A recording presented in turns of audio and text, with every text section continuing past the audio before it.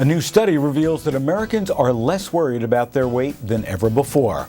What is the future of food labels and why hemp farming is important? For May 18th, 2011, this is Food News Today. Good morning. Food News Today is sponsored by ConAgra Foods, who shares with me the desire to provide the most current, interesting, and unbiased food news.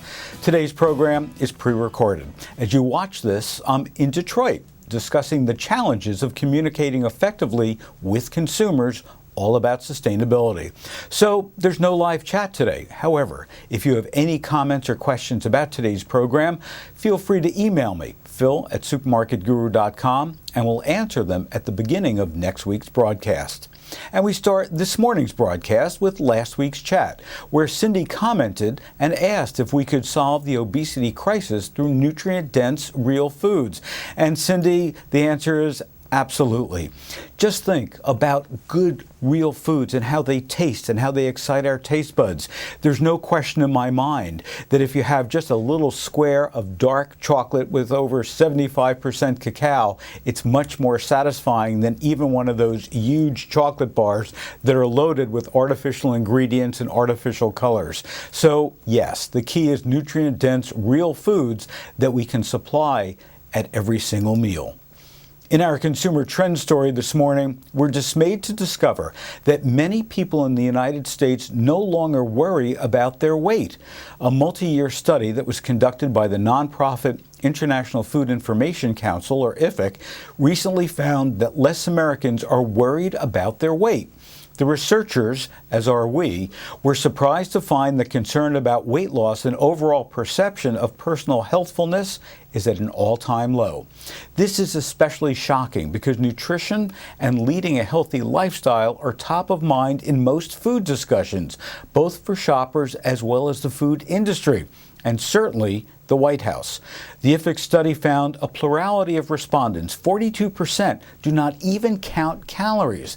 And on top of that, more people admit that they're not trying to balance the number of calories that they eat with the number of calories that they burn.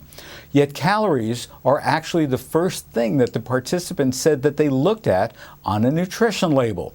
The study also found 43% of Americans say they're sedentary. That compared to last year's 37%. Now, fewer people in the survey considered themselves to be overweight. It was 50% in 2011 versus 57% in 2010. But their reported weights and heights place them in those categories. Based on height and weight calculations, 34% were considered overweight and 34% were considered obese. It may be time to look in a mirror, a really big mirror. Also alarming is that 57% of participants are concerned about their weight, which is down from 70% last year. This study is very alarming. We need to continue the fight against obesity, and one of the first steps is for individuals to recognize the problem and then be empowered to use the tools to gain their health back. If we continue down this path, what's next? 66% of Americans are currently overweight or obese and costing billions in health care. This study is clearly a call to action for all Americans. Our government, food industry, and other groups are wasting hundreds of millions of dollars trying to get healthy weight messages across. And obviously, they're not working. We need to hear clearly what consumers are saying. These survey respondents, as expected, reported that taste is the number one factor when choosing foods, then followed by price. The healthfulness of food ranked in third. How can we empower Americans to recognize their issue and lose weight? Well, we need to demonstrate portion sizes, have more group activities, think of the success of Weight Watchers, more streamlined and easy to understand health and weight management information to boot. This is a long-term behavioral change. This is not a quick fix. Perhaps people are getting tired of hearing about getting in shape, and that's why they've given up. Well, it's no excuse, and it is not acceptable. In Extreme Retail, we take a look at printing nutrition labels on food, literally. Food dyes have been hit hard lately. They were vaguely linked to attention disorders in kids, food intolerances, and even cancers in animal studies. But now they're being used for more empowering and educational purposes. Printing nutrition labels on food. Now, it was first shown on the Martha Stewart TV show. The Eggbot is the first printer that can draw images on spherical objects, transferring the design from a computer, which could even be done at home. Now, far beyond the designing of eggs for Easter or other holidays, designers are experimenting with labeling foods. In a post on Thingiverse, a place to share and collaborate digital designs with the global tech community, one user, D. Newman, recently designed a nutrition facts label printed directly on an egg. Having nutrition facts panels directly on foods make them almost impossible to ignore. No question, this technology can be used to help people understand nutrition and health issues much more easily. Now, printing or stamping foods with ink is not a new idea. In fact, the USDA currently stamps inspected cuts of meat with a grade or a number. Consumers often do not see these stamps because they're found on the larger wholesale cuts of meat. And if you're worried about the dye, the USDA's Food Safety Inspection Service states that the dye used to stamp the grade and inspection marks onto a meat carcass is made from a food-grade vegetable dye and is not harmful. Innovating food labels can empower consumers to become avid label readers, and it's fun. The technology is at our fingertips. In Washington, a battle led by Ron Paul is about to take place. Nah, it's not what you think. It's a battle over growing hemp. Currently, growing hemp is illegal in the U.S., but industrial hemp was grown here from the 1600s until about 1850s. Hemp was a staple crop, and at times, farmers were actually required to grow hemp as part of their crops. George Washington, Thomas Jefferson, John Adams, and Henry Ford are among some notable Americans who are actively engaged in and openly advocated for the commercial hemp industry. Throughout the centuries, hemp was handled by the government same way they handle any other farm crop. The USDA even published numerous articles and worked to help American farmers understand the best ways to grow industrial hemp. Despite this history, hemp has been defined by the U.S. government as a narcotic drug since the 1937 Marijuana Tax Act was passed.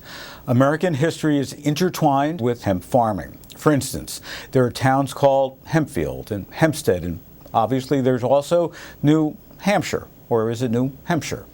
For the fourth time since the federal government outlawed hemp farming in the U.S. over 50 years ago, a federal bill was introduced on May 11th, which, if passed, will remove restrictions on the cultivation of industrial hemp, the non-drug oilseed and fiber varieties of cannabis. The chief sponsor is Representative Ron Paul from Texas, and he circulated a Dear Colleague letter just last week seeking support for H.R. 1831, the Industrial Hemp Farming Act of 2011. Why all this hoopla over hemp? Well, first off, it's delicious. Hemp seeds have a nutty flavor that's similar to pine nuts. Hemp is loaded with nutrients, with up to 35% of the hemp nut being protein. Most of this protein is edestin, a highly digestible storage protein containing all the essential amino acids as compared to meat proteins. The hemp seed is one of the richest, most balanced sources of the essential fatty acids omega-3 and omega-6. In fact, studies link many common ailments to an imbalance and deficiency of EFAs in the typical Western diet. Too much omega-6 and not enough omega-3. And then there's the whole story about hemp allergies. I have never met a person who's allergic to hemp. So people might be allergic to soy, they might be allergic to corn or wheat, but as far as I know, I haven't met anybody who's allergic to hemp, which is fantastic. It makes it really a great food for a lot of people. The seeds also provide other phytonutrients, including phytosterols and carotenes, as well as vitamin E, calcium, iron, magnesium, zinc, and potassium. And today, hundreds of food products containing hemp are in supermarket and health food store shelves. The problem? Well, because of the federal law, the hemp must be imported from Canada. In the beginning of May, I was in New York City to help celebrate Hemp History Week. As some of you may know, I'm a proponent of hemp foods and have been promoting them for many years. Hemp is not marijuana. Industrial hemp and marijuana are both classified as cannabis sativa, a species with hundreds of different varieties, a member of the mulberry family. Hemp is one of Earth's most sustainable, versatile, nutritive, and profitable crops. We urge you to find out more at hemphistoryweek.com. For Food News Today, I'm Phil Lempert. Thanks for joining us. If you have a colleague in retailing, the media, or a blogger who would also like to receive our advanced email, please send them to foodnewstoday.com to sign up. Next week's stories will be in your Tuesday email.